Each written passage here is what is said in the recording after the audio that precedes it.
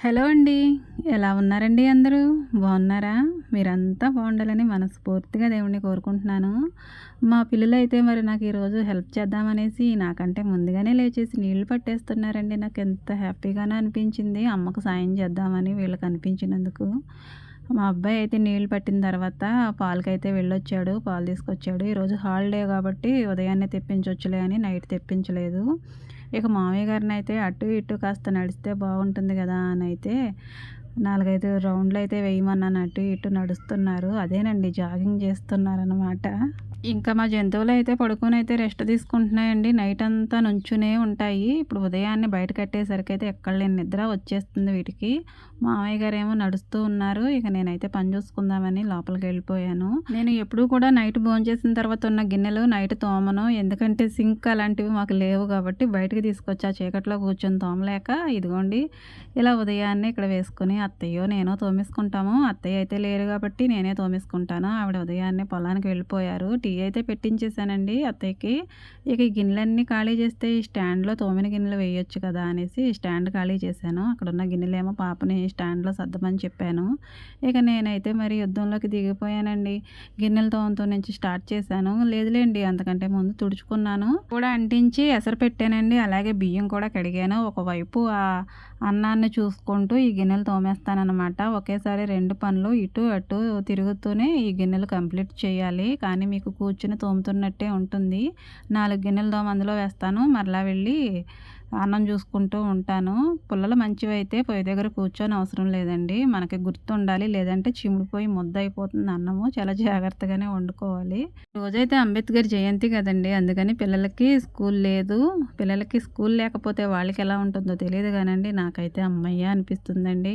అదేమంటే మరి వాళ్ళకి స్కూల్ ఉంటే ఉరుకులు, పరుగులు వాళ్ళకంటే ముందు నేను పెట్టి తర్వాత వాళ్ళని పెట్టించాలి. మరి స్కూల్ లేకపోతే అలాంటి పరుగులేమి పెట్టనవసరం లేదు కదండీ! అందుకని స్కూల్ లేకపోతే హమ్మయ్య అనిపిస్తుంది.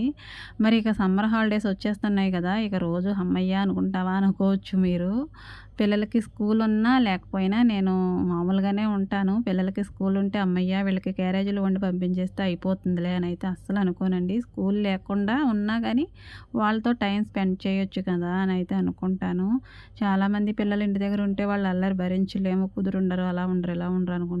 వాళ్ళు ఎంత అల్లరి చేస్తే అంత మంచిది కదండీ! రోజు స్కూల్‌కెళ్తారు. సాయంత్రం ఎప్పుడో వస్తారు. పొద్దున్న వెళ్తారు. చీకటి పడ్డ తర్వాత వస్తారు. వాళ్ళు అలా అలసిపోతూ ఉంటే ప్రాణం ఒక తల్లిగా మరి చాలా మనకు కూడా బాధగానే ఉంటుంది. కానీ వాళ్ళ భవిష్యత్తు బాగుండాలంటే చదువు తప్పకుండా ఉండాలని అయితే స్కూల్‌కి పంపిస్తాము. కానీ మధ్య మధ్యలో ఈ హాలిడేస్ వచ్చినప్పుడు పిల్లలకి మరింత మనం దగ్గర అవ్వాలండి. అంతేగాని పిల్లలకి హాలిడేస్ వచ్చేసినాయి వీళ్ళు బాధ భరించలేము, వీళ్ళ గోల పడలేమని అయితే నేను అస్సలు అనుకోనండి. సెలవులు వస్తే వీళ్ళతో పాటు నేను గడపొచ్చు కదా! వీళ్ళకి మంచి చెడులు అవి చెప్పుకోవచ్చు. అలాగే పని పాటలు కూడా నేర్పుకోవడానికి ఉంటుంది కదండీ ఆడపిల్లలకి. ఏదో వాళ్ళ చేత పని చేయించేసుకోవాలని అయితే కాదులెండి. చాలా ఫాస్ట్‌గా పరిగెడుతున్నాయండి. ఎప్పుడు వారం అవుతుంది, ఎప్పుడు నెల అవుతుంది, సంవత్సరాలన్నీ ఎప్పుడు వెళ్ళిపోతున్నాయి. మరలా కొత్త సంవత్సరం వచ్చేస్తుంది. మొన్నే సమ్మర్ వెళ్ళినట్టుందండి నాకైతే. మరలా వచ్చేస్తుంది. ఇంకో వారం రోజుల్లో సమ్మర్ హాలిడేస్ వచ్చేస్తాయి పిల్లలకి. కానీ మొన్ననే అయినట్టున్నాయి. మొన్ననే స్కూల్‌లో జాయిన్ అయినట్టుంది. ఎప్పుడు సంవత్సరం అయిపోయిందో. వాళ్ళు ఇంతింతే ఉంటున్నారు. చదువులు చూస్తే చాలా పెద్దవి అయిపోతున్నాయి. సంవత్సరాలు అలా గడిచిపోతున్నాయి. మరి ఇలాంటప్పుడు మరి వాళ్ళతో గడపాలంటే మనకి టైం ఎక్కడ ఉంటుందండి. వాళ్ళు స్కూల్‌కి వెళ్ళిపోతారు, చదువుకుంటారు, ఉద్యోగాలు చేస్తారు, పెళ్ళిళ్ళు అయిపోతాయి. మరి మనతో గడిపే టైం ఎక్కడ ఉంటుందండి. అందుకని ఇలా సెలవులు వచ్చినప్పుడు వాళ్ళతో గడపడానికి నేను ఎక్కువ ఇష్టపడతాను. ప్లేస్ మీకు కొత్తగా ఉండొచ్చండి. ఇక్కడికి నేను బట్టలు ఆరేయడానికి వస్తాను. ఇక్కడైతే బాగా చిరాకు ఎక్కువగా ఉందనేసి 2 చోట్ల అయితే నుప్పైతే పెట్టేశాను. శుభ్రంగా తుడిచేసి ఇక్కడ 2 పనస చెట్లు ఉన్నాయండి. అలాగే సపోటా చెట్టు కూడా ఉంది. వాటికి కాయలు ఉన్నాయి. ఇంకా తయారు కాలేదు. ఇంకా ఇంటికైతే వచ్చేసాను. అక్కడ శుభ్రంగా తుడిచేసి ఆ ఇల్లు కూడా కొంచెం పక్కనే ఉంటుంది. అది మనదే. ఇంకా బట్టలైతే నానబెట్టేసుకొని మిగతా పని చూసుకోవచ్చు అనేసి నేను బట్టలు నానబెట్టడానికి కూర్చున్నానండి. పిల్లలు శనివారం, ఆదివారం వేసుకున్న బట్టలండి మంచి బట్టలు. అవన్నీ కూడా ఒకసారి నానబెట్టేసి పక్కన పెట్టేసుకుంటాను. తర్వాత సబ్బు పెట్టి వాటిని ప్రత్యేకంగా ఉతుక్కుంటాను. కొద్దిగా మాసినవైతే తర్వాత ఉతుక్కుంటాను. అలా 2 సార్లు పిల్లలే ఒకసారి, మావి ఒకసారి అయితే నానబెట్టి ఉతుక్కుంటూ ఉంటానండి. ఇక ప్రతిరోజు ఇదే రొటీన్ అనమాట. రొటీన్ ఇదే కావచ్చండి. కానీ నేను చేసుకునే పనుల విధానాలు మాత్రం అస్సలు మారవు. పిల్లలకి స్కూల్ ఉన్నా, స్కూల్ లేకపోయినా నేను ఇలానే చేస్తూ ఉంటాను. ఎంత హడావిడిగా ఉన్నా నేను చేసే పద్ధతి మాత్రం అస్సలు మార్చుకోనండి. కొబ్బరి ముక్కలైతే వారం రోజుల నుంచి ఆరబెడుతూ ఉన్నాను కదండీ! అవి తీసుకెళ్దామంటే రోజు సాయంత్రం అయ్యేసరికి వర్షం వచ్చేస్తుందండి. ఈరోజు ఏమైనా సరే పంపించేయాలని అత్తయ్య గారు వచ్చిన వెంటనే ఈ ముక్కలైతే సంచిలో పోయిచ్చేసి పట్టుకెళ్ళిపోమని నూనె తెచ్చేయమన్నానండి. తెచ్చారు. మిల్లు దగ్గర నుంచి ఆ ముక్కలు తీసేసుకొని నూనె ఇచ్చారు. కేజీన్నరకి తక్కువ ఉండొచ్చు. ముక్కలైతే 2 కేజీలన్నర అయినాయంట. ముక్కలైతే ఒక పక్కన నానబెట్టేసానండి. ఇంకా అన్నం కూడా వండేసాను, వంచేసాను. కూర వండే పనుందండి. ఇంకా వీళ్ళకి నూనె పెట్టి జడలో వేయొచ్చు. నిన్న ఆదివారం కదండీ! మరి తలంటుకుంటారు కదా! అది నూనె అయితే పెట్టేసి వీళ్ళకి ఒక జడ వేసేసాననుకోండి, వీళ్ళు ఆడుకుంటూ ఉంటారు. ఇంకా నేను నా పని చూసుకోవచ్చు. పేలు అలాంటివి కూడా నేను వీళ్ళకి సెలవు రోజుల్లోనే చూస్తానండి. అసలే హాఫ్ డేస్ కదా! అసలు చూడడానికి ఉండట్లేదు. వీళ్ళకి జడ వేసిన తర్వాత, "అమ్మ నీకు కూడా జడ వేస్తానంది" మా పాప. ఎందుకంటే నేను జడ వేసుకోకుండా ముడి పెట్టుకొని మరీ పని చేసేసుకుంటానండి. పనంతా అయిన తర్వాత జడేసుకోవాలని చూస్తాను. వీడియో తీస్తున్నాను కదా! అలా ఉంటే బాగోదేమో అన్న ఆలోచన కూడా ఉండదండి. ఎలా ఉంటే అలానే కనిపించేస్తాను. పాపం మా పాపకి బాధొచ్చేసిందనుకుంటండి. అమ్మ జడ వేస్తానురా అని కూర్చోబెట్టి మరి జడ వేస్తుంది. ఆ అమ్మ గుర్తొచ్చిందండి. కూతుళ్ళు కూడా అమ్మతోనే సమానం కదా అనిపించింది. తలుచుకుంటే కూతురు కూడా అమ్మ అయిపోతుందండి. జడ ఎలా వేస్తుందనేది నాకు పర్వాలేదు. తను జడ వేస్తుంది కాబట్టి చాలు ఎలా వేసినా సరే అనేసి కూర్చున్నాను. నేను కూడా ఇక తను వేస్తుందంటే తీసేసుకొని నేను వేసుకోవచ్చు కానీ దాంతోనే వేయించుకున్నాను. ఇలా వచ్చిందండి జడ. తలంతా ఊడిపోయి మెలికలు 100 మెలికలు తిరుగుతుందండి. అందుకనో కొంత నాకు జడ వేసుకోవాలంటేనే చిరాకు వచ్చేస్తుంది. పైన ఏదో చిన్న ఫ్లెక్కర్ పెట్టకపోతే మొత్తం బుట్టలాగా వచ్చేస్తుంది ఎదరకి. అందుకనే ఫ్లెక్కర్ పెట్టుకొని కవర్ చేస్తూ ఉంటాను. ఇంకా మా చంటిదాని కోసం అయితే పాలు కాచి చల్లారబెట్టేసి డబ్బాలో పోసానండి. దాన్ని టెస్ట్ చేద్దామని దూరం నుంచే నేను పిలుస్తూ ఉంటాను. అది పలుకుతూ ఉంటుంది. మీరే వినండి. నేను పిలవాలంటే నేను రోజు ఇలాగే పిలుస్తాను. అది పలుకుతూనే ఉంటుందండి.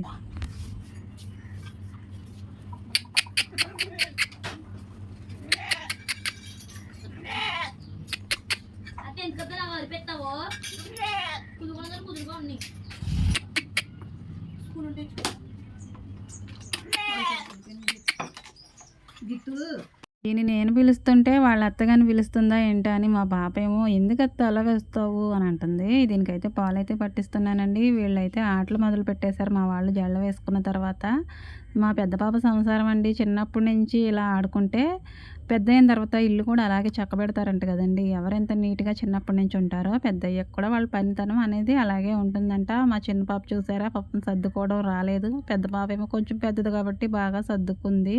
ఇంకా నేను బట్టలైతే నానబెట్టాను కదండీ! వాటి దగ్గరికి వెళ్ళైతే వాటిని ఉతికేస్తాను. కుండీలో నుంచి నీళ్ళు తోడుకోవాలంటే కాస్త కష్టమే. కానీ పైకి ఉన్నాయి కాబట్టి కష్టమేమి ఉండదండి. ఇది చాలా లోతుగా ఉంటుంది. ఎన్ని నీళ్ళైనా మనకి పర్వాలేదు సరిపోతాయి. నీళ్ళు 3 సార్లు వస్తాయి కాబట్టి మధ్యాహ్నం అయ్యేసరికి వస్తాయి. ఆ టైంలో నేను బట్టలు కనుక ఉతుకుతూ ఉంటే 2 బకెట్లలో సూప్ అయితే పెట్టుకొని జాడించేస్తూ ఉంటాను. పెద్ద అలసట ఉండదండి. జాడించినట్టు అలా కుండీ మీద పెట్టేస్తాను. ఆ నీళ్ళన్నీ కూడా జారిపోతాయి. చాలా ఈజీగా అనిపిస్తుంది.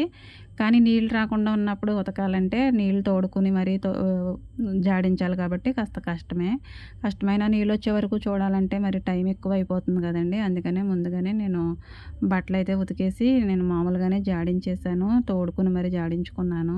శనివారం ఉతికాను కానీ శనివారం నేను సివిల్ బట్టలు అలాంటివి ఏమీ ఉతకలేదండి. ఓన్లీ రుమాళ్ళు ఉతికాను కదా! టవల్స్, బెడ్‌షీట్లు ఉతికాను. ఇంకా వేరే ఏ బట్టలు ఉతకలేదు కాబట్టి నాకు ఈరోజు చాలా బట్టలు వచ్చేసినాయండి. అన్ని బట్టలు ఒకేసారి ఉతకాలన్నా ప్రాణం చాలా నలిగిపోతూ ఉంటుంది. అయినా మరి ఏం చేస్తాం, ఇవి పోస్ట్ పోన్ చేశానంటే ఇంకా ఎక్కువైపోతాయి కాబట్టి ఇవన్నీ ఒకేసారి నానబెట్టేసి ఉతికేస్తున్నాను. ఇలా సబ్బు పెట్టుకుని బ్రష్ కొట్టుకుని ఒకసారేమో ఉతుక్కుని మళ్ళీ ఒకసారేమో జాడించుకుని ఒకసారి కదండి జాడించడం మాత్రం 3 సార్లు జాడిస్తేనే కానీ అవి వదిలినట్టు ఉండవు నాకైతే. పిల్లల బట్టలే కదా ఈజీగానే ఉంటాయి అనుకుంటాం కానీ అవైనా మరి సబ్బు పెట్టాలి, బ్రష్ కొట్టాలి, జాడించాలి కదండి, ఆరేయాలి. మాసినా మాయకపోయినా పని మాత్రం అదేనండి. బట్టలన్నీ కూడా ఉతికేసిన తర్వాత అప్పుడు అవన్నీ జాడించేసి ఇలా కుండీ మీద అయితే పెడతానండి. ఇవన్నీ కూడా నీళ్లు కిందకి జారిపోతాయి సిల్క్ బట్టలు కాబట్టి. కొన్ని అయితే బకెట్లో పెట్టుకుంటాను, కాటన్వి, నైట్ డ్రెస్సులు అలాంటివి. ఇవన్నీ ఆరేయడానికి అక్కడ పెట్టుకున్నాను. ఎందుకంటే కూర వండాలండి మామయ్య గారికి, మరి లేట్ అయిపోతుంది కదా, అన్నం పెట్టాలి. ఇక అవి ఆరేస్తేనే ఇంకా లేట్ అయిపోతుంది కాబట్టి ముందు కూర వండేద్దామని ఉల్లిపాయలకు తరిగేసాను. ఉల్లిపాయలు ఏంటి ఇన్ని తరిగేసింది అనుకుంటారు, ఎందుకంటే పెసరొడియాల కూర అండి. మరి ఓన్లీ ఉల్లిపాయ సపోర్ట్తో ఉండే కూర కాబట్టి ఉల్లిపాయలు కాస్త ఎక్కువే కోసానండి. ఇక మామయ్య గారికి మాకు కూడా ఇదే కూర. నైట్ వండిన చికెన్ ఉందండి, అది పిల్లలు తింటారు. కొంచెం ఇది కూడా వేసుకుంటారు. ఇక అందుకనే నేను మామయ్య గారికి, మాకు కూడా ఇదే కూర వండేసాను. అదైతే పెసరొడియాలు వేయించేసుకొని పక్కకు తీసేసుకుంటానండి. తర్వాత అదే నూనెలో ఉల్లిపాయలు వేసేసుకొని ఇది బాగా మగ్గించుకుంటాను. ఇవి త్వరగా మగ్గాలంటే ఎక్కువ ఉల్లిపాయలు ఉన్నాయి కాబట్టి నేను కొంచెం పసుపు, ఉప్పు వేసైతే మగ్గనిస్తానండి లో ఫ్లేమ్‌లో పెట్టుకొని. మామయ్య గారికైతే ఒక గ్లాస్ బియ్యం కూడా కడిగేసి పక్కన పెట్టి అది కూడా వండేస్తున్నాను. 2 ఒకేసారి చూసుకుంటాను కూర, అన్నము. ఇలా ఉప్పు, పసుపు వేసేసి కాసంత మగ్గనిచ్చుకుంటాను. అలా మూత పెట్టేసామంటే ఇగ తక్కువ టైంలోనే మగ్గిపోతుంది. ఇదంతా కూడా మగ్గిపోయిన తర్వాత కారం కూడా వేసేసి నీళ్లు పోసేస్తాను. ఇది ఉడుకుతూ ఉన్నప్పుడైతే నేను బట్టలు ఉన్నాయి కదండీ! అవైతే ఆరేసుకోవడానికి వెళ్తాను. ఈ కూర ఒక పక్కన అబ్జర్వ్ చేసుకుంటూ ఉంటాను. ఇంకా బట్టలు ఆరేసుకుంటాను. ఇంకా వేరే పిల్లలు వీళ్ళు పిలుస్తూ ఉంటారండి. వాళ్ళని కూడా చూసుకుంటూ ఉంటాను. చాలా కవర్ చేసుకుంటాం కదండీ ఆడవాళ్ళము. అవన్నీ మరి వీడియోలో చూపించలేను. కాబట్టి నేను కొన్ని చూపించగలిగినంత మాత్రమే చూపిస్తున్నాను. ఇలా ఇంటి ముందు ఒక వైర్ ఉంటుందండి. ఆ వైర్ మీద బట్టలు ఆరేస్తాను. తేలిగ్గా ఉన్నవైతే ఇలా ఆరేస్తాను. కొంచెం బరువుగా ఉన్నవైతే అక్కడ పక్కన పొద్దున్న మంట పెట్టాను కదండీ! అక్కడ 2 తీగలు ఉంటాయి. వాటి దగ్గరికి తీసుకెళ్ళి అయితే ఆరేస్తాను. మరి పొద్దున్న మంట పెట్టాను కాబట్టి ఆ వైర్లు అయితే తీసేసాను కాలిపోతాయి అనేసి. ఇక మంచం మీద ఆరేస్తున్నానండి బరువుగా ఉన్న ప్యాంట్లు. ఏంటి నాగమణి మంచం మీద బట్టలు ఆరేసేస్తున్నావు అని అనుకోవచ్చు. మరి అక్కడ తీగలు బాగలేవు కదండీ! కట్టాలంటే చాలా టైం పడుతుంది. అందుకనే మంచం మీద అడ్జస్ట్ అయిపోతాను. ఏది మనకు అనుకూలంగా ఉంటే అది అనుకూలంగా మనకు మార్చేసుకోవడమే. మరి బట్టలైతే మంచం మీద ఆరేయక తప్పలేదు.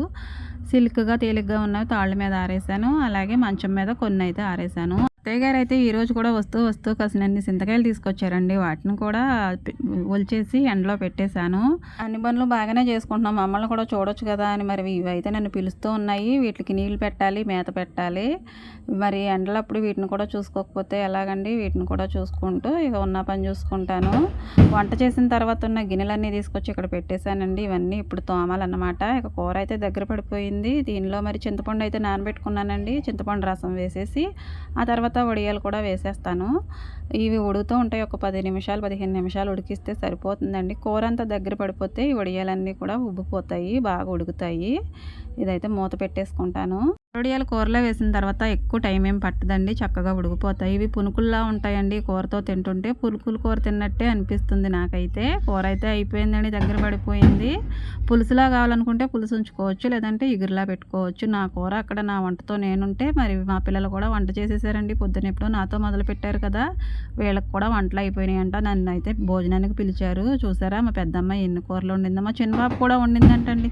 తన వంటలు చూడడానికి నేను రాలేదని అలిగించేసి పక్కకు తప్పుకుంది. ఇంక మా పెద్ద పాప చేసిన వంటలండి ఎన్ని వంటలు చేసేసిందో.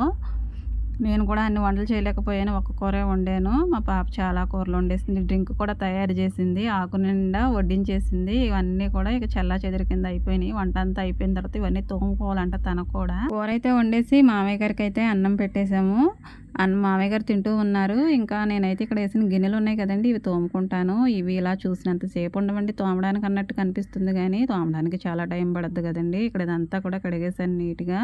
ఇక మామయ్య గారు అన్నం తింటూ ఉన్నారు. పిల్లలకు కూడా వడ్డిద్దామని రమ్మంటే వీళ్ళేమో క్యారమ్ బోర్డ్ దగ్గర కూర్చున్నారండి. ఇప్పటి వరకు మేము ఆడుకున్నాం, అన్నయ్య ఆడుకోలేదు కదా పాపం. అందుకనే మేము క్యారమ్ బోర్డ్ ఆడుతున్నాం అన్నయ్యతోనని చెప్తున్నారు. నేనేమో భోజనం పెట్టడానికి రమ్మంటుంటే వాళ్ళేమో క్యారమ్ ఆడటానికే చూస్తున్నారు. టైం వచ్చేసి 12:30 అవుతుందండి.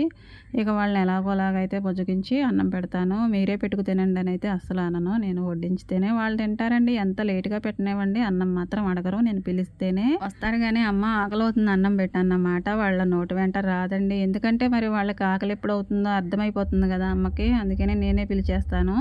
ఇక వాళ్ళందరికీ వడ్డించేసానండి. ఇక నేను కూడా ఆయన వచ్చిన తర్వాత తింటాను. పిల్లలకి స్కూల్ లేకపోతే వాళ్ళతో నేను ఇలా ఉంటానండి. పనులు ఇలా చేసుకుంటూ. వీడియో నచ్చితే లైక్ చేయండి. Thank you for watching.